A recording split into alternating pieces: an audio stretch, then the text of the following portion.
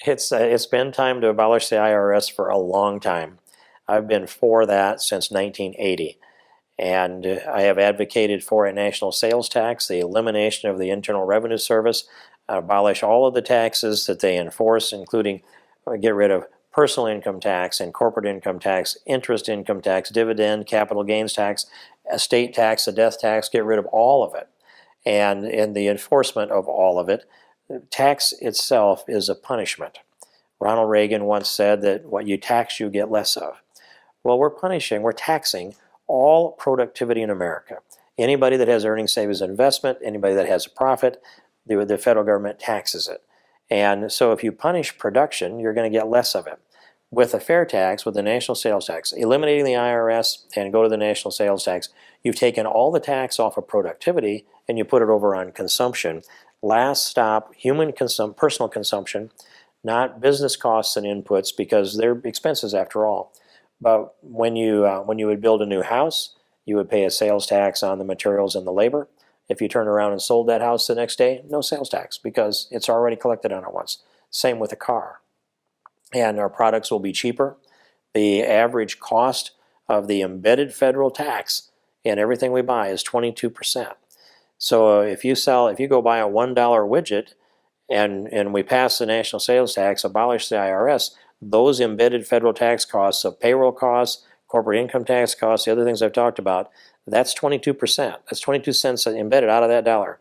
So you've got a 78-cent widget out there on the market that you can pay 23% sales tax on.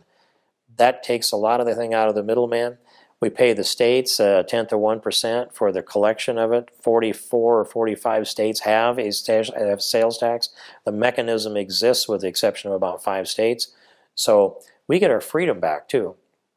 And I can take you all the way down through the economic argument of this thing, but I'll just suffice it to say this, that from an economic perspective, the fair tax, H.R. 25, does everything good that everybody's tax policy does that is good.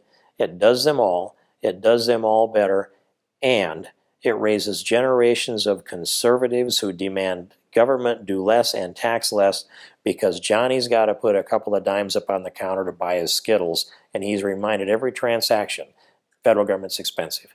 We can transform the culture of this country into a conservative country simply by reminding everybody that spends money that we have to pay taxes when we do that. And is there the political will with the scandals now, or is there still more?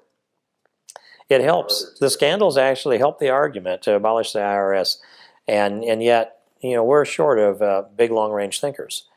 You could, if you do a 20-question test on the fair tax and submit it to 435 members of the House and 100 senators, I don't know if you could get a C on a majority of those because they're busy doing a lot of other things, and they're thinking, I don't have to think about it now, as it's not in front of me, I don't have to make a decision.